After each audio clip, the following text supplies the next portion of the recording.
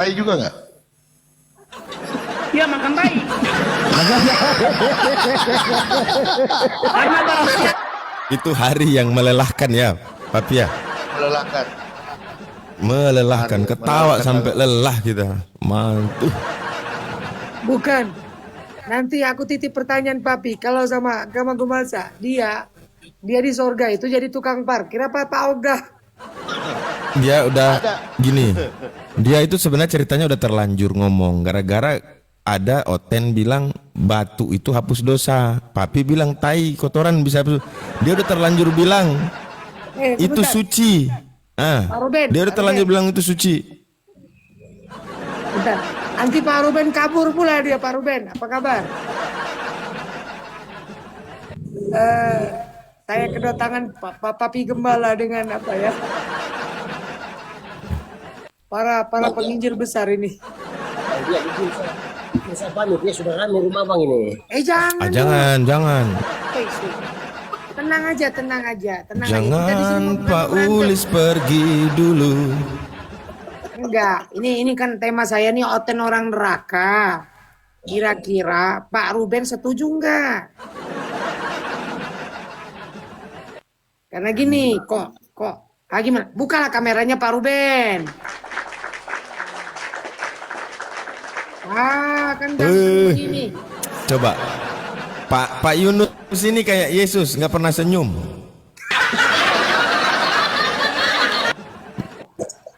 Iya, kayak Yesus nggak pernah ada senyum.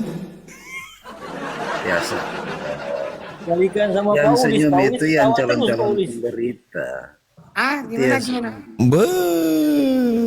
Paulis. Kalau Paulis malah ketawa terus Paulis. Iya, Paulus enjoy. Enjoy sebenarnya ada dua jalan. Jalan Paulis sudah siap pakai senyum kalau Paulis. dari Ketawa jalan itu Paulis. binatang kekal. Nah, Yesus itu menawarkan jalan hidup kekal. Nah, Iya. di luar Yesus itu jalan kebinasaan kekal. Yang setuju Setidaknya ini kan senyum dikit lah. Kan manusia, masa nggak ada senyumnya sama sekali? Nangis ada, senyum kok nggak ada gitu. Setuju dia Paulis itu. Di luar itu. Coba Paulus itu, kebinasaan kekal, smile-nya tuh Tapi itu bisa saya mantap. bantah. Itu saya bantah, Bang Abu Hos. Bisa dibuka Apa di itu? Wahyu 20:12. Bisa dibuka, ada nggak? Wahyu 20:12. Ya.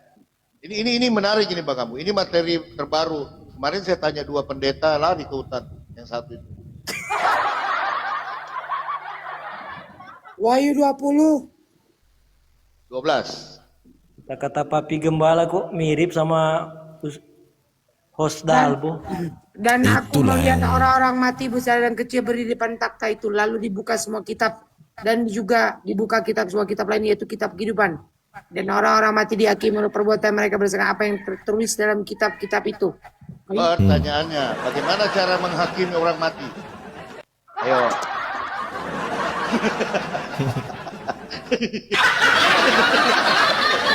Jadi gini, saya kasih arahan ya. Papi, makanya otak tuh dibuka sedikit Papi. Gini, disebutkan itu maksudnya orang-orang di ujungnya sudah mati dibangkitkan dulu. Jangan kau Baru tambah firman dihakimi. Tuhan. Masa Jangan orang mati tambah firman dihakimi? Tuhan. Jangan, nggak ada di sini Bukan, dibangkitkan. nggak harus tertulis. Yang jadi persoalan begini, orang Kristen meyakini yang percaya kepada Yesus ketika dia mati hari ini, dia di surga. Nah pertanyaannya, untuk apa lagi kitab-kitab ini? Jangan menambahi firman Itu. Tuhan. Nggak boleh menambahi firman Saya Tuhan. nggak nambah. Dan orang-orang mati dihakimi menurut perbuatan mereka. Seperti ini. Bagaimana baca cara selanjutnya. menghakimi orang mati? Baca selanjutnya. Nggak ada lagi. Maka laut menyerahkan orang-orang mati yang ada di dalamnya. Dan maut dan kerajaan maut menyerahkan orang-orang mati yang juga ada di dalamnya. Dan mereka dihakimi masing-masing menurut perbuatan. Sama Ini aja. enggak gini artinya gini. Yang jadi problem adalah keyakinan orang Kristen yang menurut mereka langsung ke sorga tanpa penghakiman. Yang dihakimi itu orang-orang berdosa. Tuh, lari ke hutan kan, Pak Yunus lari ke hutan kan, bener saya bilang. Iya, ini kan sering saya pertanyakan juga di kitab kehidupan ini. Menurut mereka yang nanti dihakimi orang-orang berdosa yang tak percaya Yesus. Di sini semua orang. Lain, jangan menambahi firman Tuhan. Nggak boleh. Di sini orang-orang mati. Bagaimana sih Bang Apu? Sebentar. NAW, Enkologos, tap-tap layar bos. Terus ini satu lagi, bahwa keyakinan orang Kristen berdasarkan wahyu itu yang disebut dengan kematian kedua. Mati 2 kali. Oh, kayak Tritunggal ya, ada mati 1 kali, 1 hakikat. Gimana sih? Mati Ada dua tertulis. hati, mati. Lah tertulis. Papi Gembala. Ya Bang, ya Bang. Kadang-kadang itu Ya. Nih, saya baca. Lalu maut dan kerajaan maut itu dilemparkan ke dalam lautan api. Itulah kematian yang kedua, lautan api. Nah, terus kematian ketiga? Pertanyaannya, yang kematian kedua ini maut dan kerajaan maut yang mati, bukan manusia. Sama di dalam Al-Qur'an, di dalam keyakinan Islam. Nanti setelah tidak ada lagi kematian, maksudnya sudah maka al-maut itu didatangkan lalu disembelih. Hari 2. Kan gitu. Iya kan? Bukan itu Bang Abu, itu saya protes. Wih, saya salah itu. Sabar dulu ya. Jadi di dalam Kristen, daging dan darah tidak mendapat bagian di sorga, itu masalahnya. Besok pintu Coba surganya bayangkan. dibuka. Coba. Bang Palopo, ada lagi yang menarik Bang Palopo. Di akhir dari Wahyu 20 itu tertulis begini. Dan setiap orang yang tidak ditemukan namanya tertulis dalam kitab kehidupan itu dilempar ke dalam lautan api. Berarti begini. Berarti apa coba? Kalau menurut mereka orang-orang yang dihakimi berdasarkan kitab itulah orang yang tidak percaya Yesus, mereka juga dilempar karena tidak ada namanya di situ. Iya kan? Bener kan? Bener. Jadi nggak bisa mereka lari kemana-mana, tetap dihantam. ya itu tidak cukup cuma saja dong kalau gitu.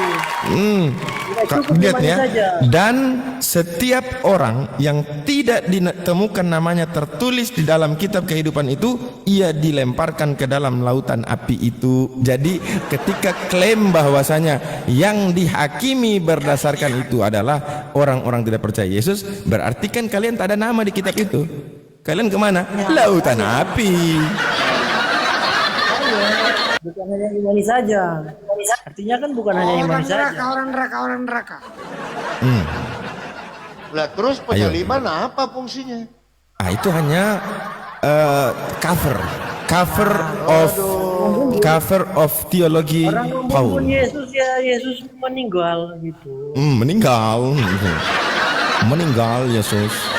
Lalu karena sudah merasa bersalah membunuh orang itu, maka diangkat orang itu menjadi Tuhan supaya menutupi kesalahan bahwa ketika Yesus dibunuh dia tidak hina, tetapi dia diangkat menjadi Tuhan. Itulah kata Paulus, supaya menutupi gitu. Ini akibat Tuhan ini, akibat Tuhan yang tak di surga ini. Ini akibat Tuhan yang nggak di sorga, yang bunuh sama Yesus. Izin Papi Gembala. Siapa? Tunggu, Papi yang Gembala. pinter di sini saya tanya. Yang suka-suka aja Izin Papi izin. Yang pinter di sini saya tanya. Lebih terpercaya mana Quran atau Quran? Bobo atau Bibel? Ayo. Bobo dipakai ibu-ibu untuk menidurkan anak kecil.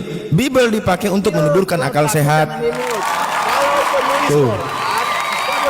Quran, apa yang dia Saya tulis? lebih percaya Kalau penulis. penulis Quran Abdullah bin Sa'ad Bibel itu bimbingan. Jadi mana yang lebih dipercaya? Bibel itu apa artinya Bibel? Bimbingan orang tua. Ya, coba selama ribuan tahun, sabar dulu Bang. Selama ribuan tahun Al-Quran itu terbuka untuk dikritisi, dan orang-orang yang memiliki tendensi terhadap Islam mempelajari dasar-dasar untuk memahami Quran, dan mereka tidak menemukan satupun kontradiksi, bahkan mereka menyatakan asyhadu an la ilaha illallah.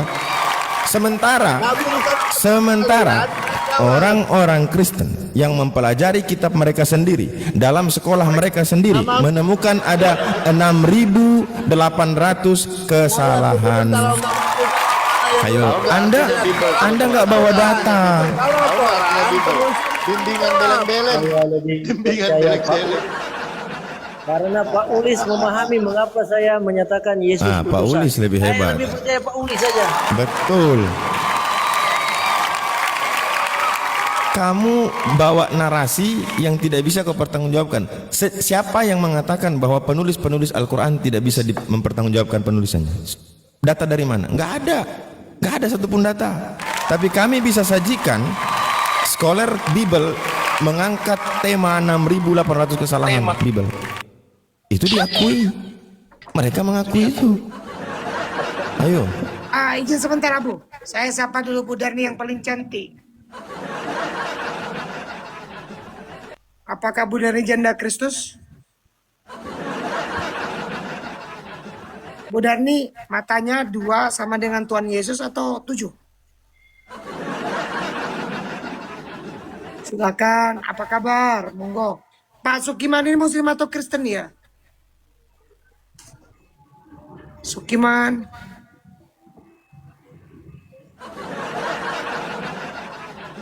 Ya udah, kalau begitu izin dibawa ya Pak Sukiman ya. Oke. Saya bernarasi sedikit biar si Oten tadi panas. Gini, penulisan Al-Quran dilakukan pada saat Nabi SAW masih hidup. Nabi yang memerintahkan mereka menulis, Nabi yang memvalidasi tulisannya. Sementara penulisan Bible, Yesusnya di mana? Kalian menulis bercerita tentang Yesus begini begitu dari siapa? Pernah enggak orang Kristen meriwayatkan satu riwayat yang sampai nasnya kepada Yesus itu rinci? Dari A ke B ke C ke D sampai kepada Yesus ada enggak? Enggak ada. Cuman mereka adalah pelayan-pelayan firman. Dari mana kau tahu dia pelayan firman? Enggak ada yang bisa mempertanggungjawabkan hal itu. Menurut anggapan orang. Menurut Lukas, supaya bisa dibukukan, maka saya meneliti. Kami mengambil kesimpulan. Kitab suci itu ditulis oleh Allah, pencipta langit dan bumi, Tuhan kita. Iya, Bang Abu Hadid. Allah memberikan wahyu. Al-Quran sama Bible siapa yang nulis yo? Allah Dengarkan. atau Nabi Muhammad atau Yesus atau Yahweh? Siapa yang nulis? Baik. Ini kan berbicara siapa yang menulis. Baik. Al-Quran itu diberikan secara oral, disampaikan kepada Nabi Muhammad secara oral, ya, oral. Begitu juga Bible mencatat apa yang dikatakan oleh Yesus. Pertanyaannya, apakah Yesus berkata tulislah kata-kataku ini? Nggak ada kan? Nggak ada. Ya, nggak ada. Jadi kalau mana? ditulis gimana rakyat? Pertanyaan saya, dengarkan. Pertanyaan saya, ada nggak rekomendasi Yesus untuk menuliskan perkataannya? Ada. Di Quran ada juga rekomendasi Allah untuk menuliskan. Mana coba? Ada. Allah sendiri yang Alif Lam Mim. Dzalikal kitabu la raiba fihi hudan lil muttaqin. Inilah kitab. Orang Arab tahu kitab itu adalah isinya lembaran-lembaran yang isinya adalah tulisan. Allah sebutkan langsung Al-Quran, kitab yang tidak ada keraguan di dalamnya. Berarti ada rekomendasi untuk dituliskan. Makanya Nabi SAW berani menyuruh para sahabat, tulislah, uktub, tulislah. Itu ada. Ayat Al-Baqarah mana Yesus tulislah perkataanku ini, mana? Mana? Filipi 4 ayat 13. Segala perkara dapat kutanggung di dalam Dia yang memberi kekuatan kepadaku. Yohanes Janganlah Itu hendaknya kesimpulan kebajikanmu penulis. biarlah rohmu menyala-nyala dan layanilah Tuhan. Janganlah hendaknya kamu khawatir tentang apapun juga, tetapi nyatakanlah dalam segala hal keinginanmu kepada Elohim dalam Mana doa dan menulis, permohonan dan menulis, ucapan syukur. tulis, Ini, tulis. 2 Timotius 3 ayat 16. Tulis. Segala tulisan yang diilhamkan Elohim Itu memang bermanfaat perkataan untuk penulis. mengajar, Paham untuk nggak? menyatakan Astaga. kesalahan. Emangnya Allah langsung ngomong? Loh, Mana? itu perkataan penulis Di mana yang langsung mengatakan Muhammad bahwa ngomong sama Allah. Di mana Loh, datanya ini Allah bicara langsung apa? berbicara kepada Muhammad. Gini, bro. Gini. Anda meminta sesuatu yang Allah sudah sampaikan sebelumnya bahwa Allah memberikan wahyu kepada utusannya. Dengarkan. Allah langsung ngomong sama Muhammad, mana datanya? Ya, Anda maunya begitu. Allah udah sampaikan. Allah memberikan wahyu. Sabar, diam dulu. Itu bisa berbicara langsung. Hanya satu nabi yang Allah berbicara langsung kepadanya, yaitu Nabi Musa. Kemudian nabi yang lain melalui bukan berarti gitu cara langsung sama gini. Ilahi berbicara. Itu mimpi Paulus.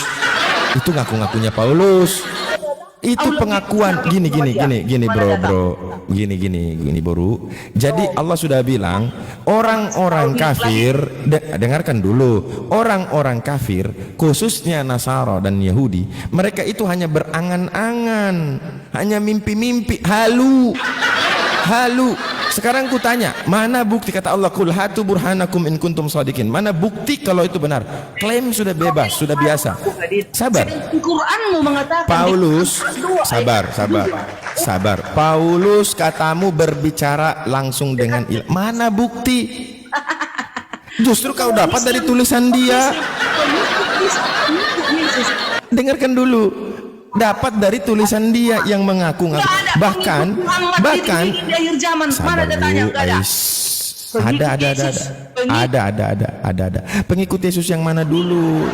Bukan oten. Yang oten dilempar di neraka. Yang oten yang menuhankan Yesus dilempar ke neraka. Quran surat 19 ayat 1, gerakmu sudah menetapkan engkau. Sabar dulu, pelan-pelan. Gini. Cara memahami Al-Quran, ku kasih tahu. Biar nggak memahami sendiri. Sabar dulu. Cara memahami Al-Quran pertama, untuk memahami Al-Quran haruslah sesuai dengan apa yang dipahami oleh sang pembawa risalah, yaitu Nabi Muhammad SAW. Selain daripada itu pemahamannya tertolak, karena Nabi lah yang paling memahami Al-Quran. Baik, adakah ayat-ayat Al-Quran yang Nabi SAW tidak sampaikan? Contoh surah Maryam 2 mengatakan tidak seorang pun yang tidak melalui. Apakah Nabi mengatakan orang Islam semua manusia masuk neraka? Enggak. Buktinya ayat selanjutnya diselamatkan. Kalau kata diselamatkan itu artinya kalian, iya kamu sudah masuk baru diselamatkan. Bagaimana dengan pandangan kalian terhadap Yesus? Tuhan itu tidak mati. Kalian bilang iya dia mati tapi bangkit. Coba. Berarti kalian inkonsisten dalam membuat klaim terhadap lawan diskusi. Kalian juga inkonsisten dengan diri kalian sendiri. Hanya Injil palsu yang ngomong Yesus tidak mati. Injil palsu adalah yang menuhankan Yesus. Karena murid-murid Yesus tidak menuhankan Yesus. Injil palsu menuhankan Yesus. Ayo. Terbukti. Perkataan Paulus mengatakan hanya satu-satunya Tuhan Yesus. Sebentar, sabar. Yesus. Thomas. Salah, Bu. Salah. Bu. Berarti ketika dengarkan, Bu. Bu, ketika ada saudara ibu datang dalam keadaan darurat, ibu teriak, "Yesus." Apakah orang itu Yesus? Enggak kan? Ibu kan biasa begitu, orang Kristen dalam nama Yesus. Kalau dia lihat sesuatu ajaib atau sesuatu yang dia teriak dalam nama Yesus, apa dia teriak orang itu Yesus? Atau ya Yesus? Thomas tuh lagi ngomong, lagi terkesan dia dengan apa yang dialami oleh Yesus. Ditusuk lambung masih hidup, disalib masih bisa jalan-jalan. Ya kagum lah dia. Kagum ke siapa? Ke Yesus? Bukan. Dia kagum terhadap Bapa yang mengutus Yesus. Sebagaimana perkataan Yesus. Loh, memang Karena Petrus ngomong, murid-murid Yesus ngomong, Yesus ngomong, mereka telah menerima, percaya bahwa engkau yang mengutus aku. Yesus yang ngomong. Terus Kristen bilang, murid-murid mengatakan Yesus Tuhan. Bagaimana cerita? Bagaimana? Berarti Yesus di sini yang berbohong. Boleh ngomong, ini deh. Sedeng. Berarti Yesus yang berbohong. Coba, Yesus bilang murid-murid itu sudah terima segala firman-Nya. Murid-murid tahu dan murid-murid percaya engkaulah yang mengutus aku. Kemudian orang Kristen bilang, murid-murid bilang Yesus Tuhan. Siapa yang berbohong? Tuh, coba bayangkan. Yesus bilang mereka sudah tahu, mereka percaya bahwa engkau yang mengutus aku. Coba bayangkan, kata Yesus, mereka tahu dan mereka percaya engkau yang mengutus aku. Itu Yesus yang ngomong. Terus kalian bilang murid-murid tahu Yesus Tuhan. Dari mana? Hanya karena kesimpulan kalian. Dari mana ada seorang yang ngomong, seorang Tuhanku. Bisa aku ngomong? Anda bantah Yesus. Baik, sekarang kutanya. Kayak gini, Abu. Oke, ya sudah, itu kan itu kesimpulan, itu kesimpulanmu dengan mempertanyakan gini. Paham nggak? Ibu, Bu, paham nggak, Bu? Ibu, paham nggak? Utusan Tuhan itu, Tuhan bisa lakukan apapun kepada dia yang manusia biasa tak bisa. Itu kata Petrus. Kata Petrus demikian. Yesus dari Nazaret, seorang yang ditentukan oleh Bapa. Bapa melakukan, dengarkan, Bapa melakukan kekuatan-kekuatan, mukjizat-mukjizat, tanda-tanda melalui perantaraan dia. Yang hebat di situ siapa? Enggak, ibu tuh gini, bawa narasi, yang satu kesimpulan sendiri, yang satu perkataan Yesus. Mana yang dikuatkan, perkataan Yesus atau kesimpulan ibu? Kalau ngomong tuh pakai dengkul. Dia bikin kesimpulan kan. Coba, ada nggak manusia yang mengatakan begini? Ada nggak manusia? Nah, dia lupa. Ada manusia katakan segala firman sudah dia terima, dia sampaikan kepada murid-murid, dan murid-murid itu terima dan percaya dan tahu siapa Yesus, siapa Bapa. Ayo, sekarang Anda membantah perkataan Yesus. Bahkan di dalam Yohanes 17 itu Yesus perkuat perkataan dia di 21-23 supaya dunia percaya. Yang diinginkan oleh Yesus supaya dunia percaya bahwa Bapa yang mengutus dia. Yang diinginkan oleh Yesus supaya dunia tahu bahwa Bapa yang mengutus dia. Itu keinginan Yesus. Kalau keinginan Oten berdasarkan keinginan Paulus yang menjadikan hanya ada satu Tuhan saja, yaitu Yesus. Yesus bilang hanya ada satu Tuhan saja, yaitu Bapa. Tidak ada beda antara kalian dengan Paulus, sama-sama gila Tuhan.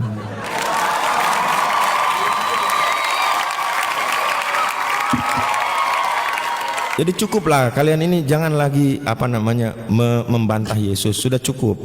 Yesus berkata dalam Bible dengan tulisan merah dan kalian meyakini dia jalan kebenaran dan hidup. Ujung-ujungnya kalian dustakan dia. Dan sejalan dengan apa yang Allah firmankan dalam surah Al-Maidah ayat 14. Nasaran itu mengambil perjanjian dari Allah, lalu mereka melupakan sebagian perjanjian yang lain. Maka Allah biarkan di antara mereka saling benci-membenci dan saling musuh-memusuhi satu sama lain sampai kiamat. Sekarang pertanyaannya, apakah pernyataan Allah itu salah di dalam Al-Quran?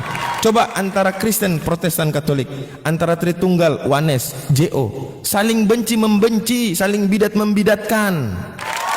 Sampai kapan? Sampai kiamat. Benar kata Allah. Sebab mereka awalnya sudah mengambil perjanjian, lalu tiba-tiba mereka lupakan perjanjian yang lain. Maka itulah hukuman bagi mereka. Dan ini terbukti. Terbukti. Pernah enggak Wanes dan Tritunggal akur jalan sama-sama percaya kepada Yesus? Enggak pernah. Antara Mormon, Saksi Jehova, kemudian apa lagi? Banyak. Apakah sejalan mereka? Enggak. Mereka saling musuh memusuhi, benci membenci, bidat membidatkan, sesat menyesatkan. Itu. Betul nggak Paulus? Ada nggak orang Tritunggal bilang Wanes itu benar? Nggak ada. Dibilangnya sesat, bidat. Begitu juga sebaliknya. Wanes bilang Tritunggal sesat, bidat. Ayo.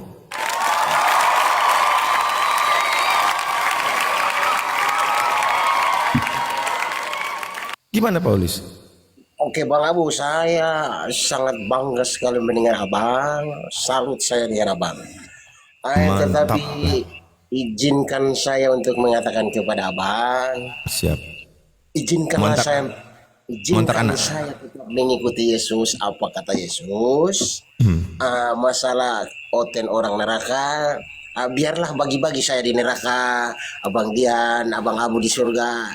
Itu enggak masalah lah buat saya. Yang penting intinya saya ikut Yesus.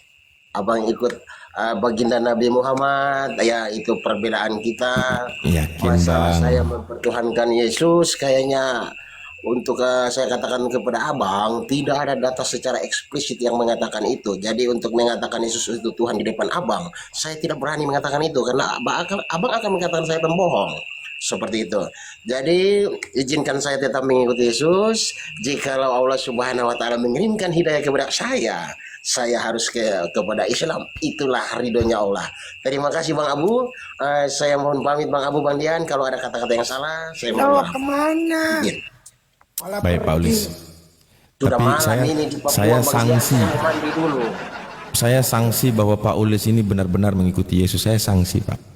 Karena ada gini, kalau kata Yesus, kalau ngikutin Yesus, berarti abang nih hidup di tahun 2026 nih, abang mesti percaya Nabi Muhammad. Abang mesti, kenapa? Sebelum Nabi Muhammad ada aja, Yesus udah ngomong. Apalagi sekarang, sudah 2000 tahun lebih, abang masih ikut Yesus. Saya sanksi Bang. Abang nggak ngikut Bang. Iya, aku akan meminta kepada Bapa, akan datang seorang penolong yang lain, penghibur. Dia akan memuliakan aku. Pertanyaannya, orang Islam muliakan dia nggak Yesus? Muliakan. Puncak ya yang kami berikan kepada Isa putra Maryam atau Yesus menurut orang Kristen adalah dengan mengatakan dia tidak mati dibunuh dan tidak mati disalib. Itu memuliakan. Bagaimana mungkin utusan Tuhan yang maha perkasa metong di tangan manusia yang lemah? Apalagi anak ini anak yang dikasihi, yang karena Tuhan ini cinta kepada dunia, maka dia rela ngasih anaknya yang tunggal supaya orang tidak binasa. Oleh karena begitu besar kasih Allah akan dunia ini, dia menganugerahkan. Kata anugerah ini diberikan kepada sesuatu yang istimewa Bang. Beda dengan beri. Kalau beri bisa kasih beri kotoran bisa, tapi kata anugerah nggak pernah kepada hal-hal yang negatif, nggak pernah dianugerahkan kotoran sapi, nggak pernah. Selalu kata anugerah itu dibarengi dengan sesuatu yang positif, yang baik, yang mulia. Apakah benar Bapak itu memuliakan anaknya, menganugerahkan anaknya dengan cara disiksa, dibantai, digantung? Pertanyaan simpel loh. Apa iya bukti kasih Tuhan Bapa kepada anaknya yang dikasihi adalah dengan membiarkan menderita? Padahal Yesus itu semalaman berdoa sampai menangis. Bahkan di dalam Bible dikatakan karena kesolehannya dengan ratap dan tangis dia meminta kepada Dia yang mampu menyelamatkan dari maut, dan didengarkan doa itu. Apakah itu perkataan Yesus? Iya, perkataan Yesus. Apakah perkataan Yesus tidak didengar oleh Bapa? Didengarlah, pastinya didengar. Karena kenapa? Yesus berkata, ya Bapa, aku telah memuliakan engkau dengan jalan menyelesaikan segala pekerjaan-pekerjaan. Maka muliakanlah aku. Apa iya Bapa tidak memuliakan Yesus? Pertanyaannya, apa iya Bapa rela menganugerahkan anaknya supaya orang manusia berdosa biadab bangsat klot? Hah? Nah, itu kedagingannya. Ini muslim nggak paham ya. Itu kedagingannya. Enggak, saya langsung kesimpulan saja. Kesimpulan. Apakah kematian Yesus disalib adalah penghormatan atau penghinaan? Jawab. Satu pertanyaan saya. Paulus silakan jawab. Izin Bang Abu. Ya. Saya sedikit bernarasi, saya mau turun mandi dulu, sudah sore. Silakan Res. Kelihatan banget ini host, tulisannya ngetutup matanya abangku ini nih. Ditutup. Enggak apa-apa, enggak apa-apa. Enggak apa-apa. Ya, itu lanjut. Izinkan saya bernarasi sedikit. Satu hal yang saya tahu, apakah salah atau tidak abang koreksi ya. Apa yang Bapa yang disembah Yesus apakah sama dengan Allah itu? Sama. Oke, sama. Izinkan saya menyembah apa yang Yesus sembah. Terima kasih Bang Abo. Masya Jangan Allah. sembah Yesus ya. Jangan sembah Yesus ya. Jangan. Sekali lagi saya mengatakan kepada abang, izinkan saya mengikuti Yesus, menyembah apa yang Yesus sembah, yaitu Bapaknya. Iya. Terima kasih Bang Abu. Jangan. Oke, sama-sama. Baik. Saya kenapa katakan sama? Saya bisa bertanggung jawab atas hal itu. Tuhan yang disembah Musa, Tuhan yang disembah Yesus, Tuhan yang disembah Nabi Muhammad sama. Kenapa? Ajaran mereka sama. Shema Israel, Adonai Eloheinu, Adonai Ehad. Dengarlah orang Israel, Tuhan Allah kita, Tuhan itu Ahad. Nabi SAW juga berkata, Qul huwallahu ahad. Katakanlah wahai Muhammad bahwa Allah Rabb semesta alam ini Tuhan yang Ahad, yang Esa, bukan Eka. Kalau Eka ada Dwi, ada Tri. Kalau Esa tak ada berikutnya. Paham? Padahal udah jelas ya Bang Haji ya. Karena begitu besar anunya Bapak. Karena begitu besar anunya Bapak. Mati mak.